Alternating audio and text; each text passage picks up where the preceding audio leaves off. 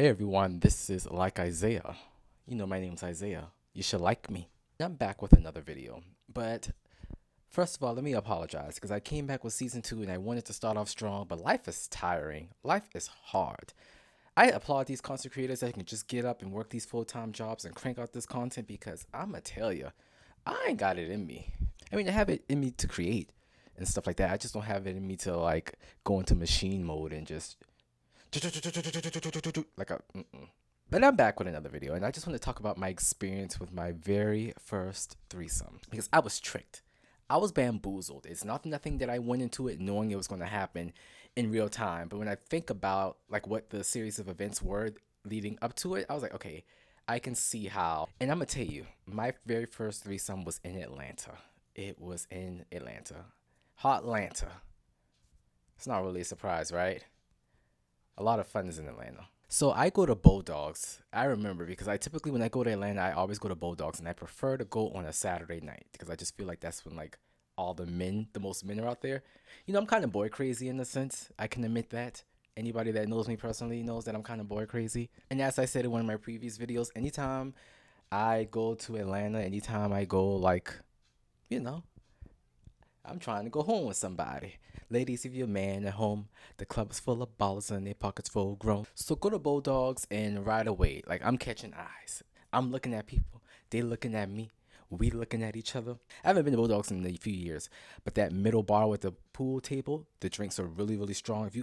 If you want to go to Atlanta and get fucked up and you only want one drink, two drinks, go to Bulldogs and go to that middle bar because oh my god. Pro tip number one, always take a shot or two or three before you actually go out. That way you don't have to buy all the unnecessary drinks and stuff like that. If you do it, do tequila. Because, you know, vodka make you want to fight. At least me.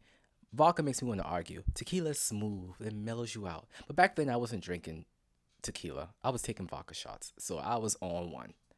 Like, I was very excited. Then we turned around, locking eyes with this fella. He was really nice looking. I still remember what he looks like. Eyeing me down. So I go to walk like away. Now, mind you, thinking back now, he had like somebody that was with him because like I said, I have been watching him the entire night.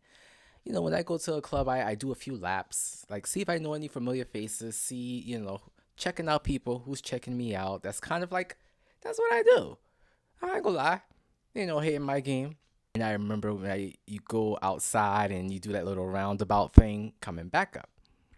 But this time he grabs me, like he grabs me by the arm as I'm passing to go to like the inside part because they have another bar and then you have like a dance floor and it's always packed in there. Don't really like to go in there too much, but you know I'll make a round in there and get out immediately. He kind of grabs me by the arm and he was like, "Hey, are you by yourself? I never seen you out here before. How old are you? You fine? You cute? You know how y'all guys do when y'all Mac." You know how guys Mac. And I was like, you know, you nice looking too. And like I said, the person that was there when I turned around the first time and saw him looking at me, he was still there. He was still there. So he was asking me about like what time was I leaving. I was like, you know, I'm gonna stick around for a little bit. I'm gonna stick around. I don't have any plans to go out after that. At least no, because I typically won't go to after hours by myself. If I'm, you know, I typically won't go to like if I'm with my friends and you know we want to go to after hours, we'll go to the Marquette, however you pronounce it. But I was by myself that particular time, so I was like, I'm just gonna go back. I'm only in town visiting for the weekend. I'm just gonna go back to my room or whatever. And he was like, oh, you know, we visiting too. And I think if I remember correctly, he said he was from Jersey, and I was like, oh, men from Jersey are trouble. Men from Jersey are trouble. Because I was dealing with a guy in Jersey one time. Well, not really dealing. We was just fucking. But I was dealing with a guy in Jersey one time, and that's neither here nor there.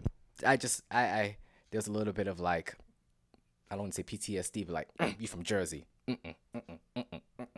I was like, y'all men from Jersey, y'all trouble. He started laughing, like, what you mean? What you mean? I was like, don't worry about it. I know how y'all do. I know how y'all get down. So if any of my followers from Jersey, I know how y'all get down too. So please, just cut it out. And the guy, like I said, like, I kind of remember paying the other person attention, but not really, because like I said, it's so crowded there. You can't really tell like who's in cahoots with each other. I guess you can if you pay close attention, but like I don't do that much I just let me go on with the story, and you get wow. You be like, aha. He invited me over to his room afterwards, and his room was about a 25-minute drive. I was like, okay, this is what I came to do. This is what I'm down for. Go over to his room afterwards. I think I probably stuck around for like another 45 minutes because he did text me and he was like, we getting ready to bounce. I was like, okay, so do you want me to come straight there? Or do what you trying to do?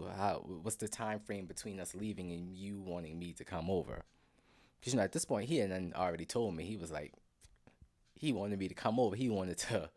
One thing I can appreciate about the times in Atlanta, like the guys in Atlanta, they're very straightforward with what their intentions are. Get to the room and I go up and like it's like a suite style room. It was two rooms.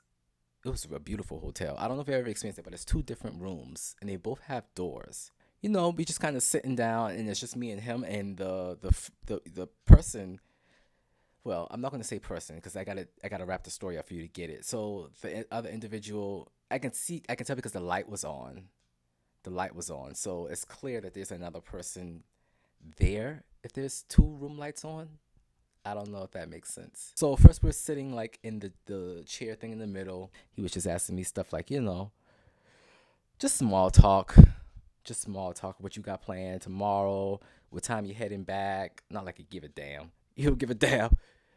Like this is just the calm before the storm. And also I remember because he partakes in 420. So he had the little patio where you can go out.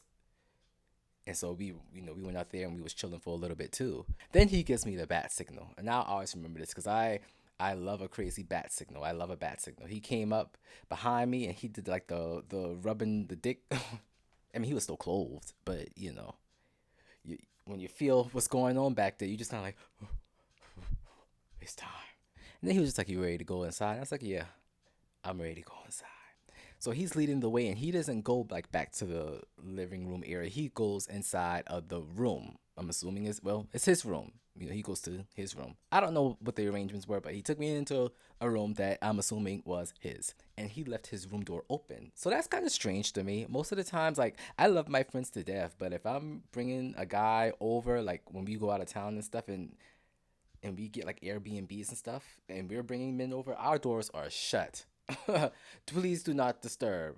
I'll catch you in the morning. But he left the door open. So I can remember looking back, I was like, "You gonna shut the door?" And he was like, "No." Pardon me? He whips it out and I start doing my thing.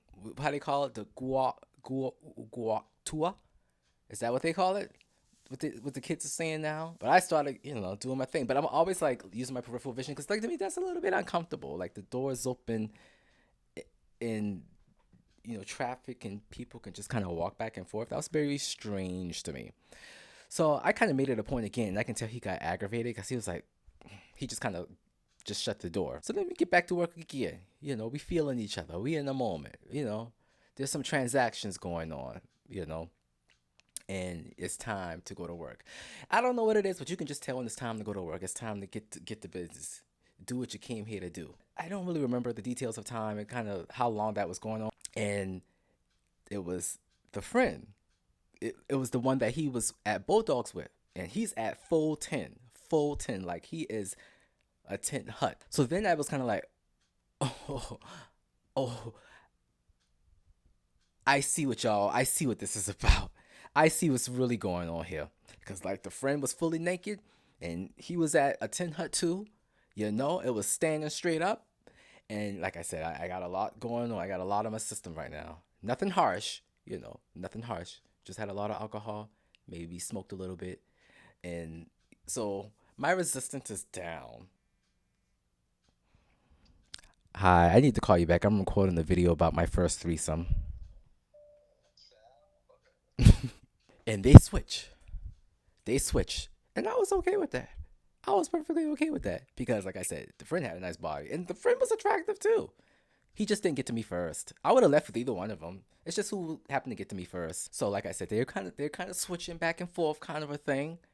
There's a little bit of play there. Like the friend finishes, he does his thing and he just leaves. He just leaves. So I was just kind of like, are they together? Thinking back now, I was like, I don't think they were together. I think they're just homeboys that like to smash together.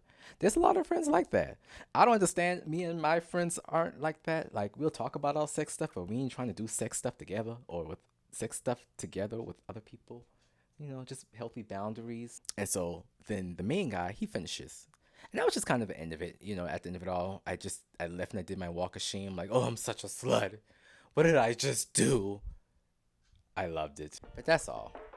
I know a lot of times people like to plan that stuff, but sometimes you just gotta live. I'm out here for real because I'm starting to think back, and I'm like, oh, is it time for another trip? I'm just playing. I'm just kidding. All right, talk to y'all later. This is Like Isaiah. I wanna know, will you be there?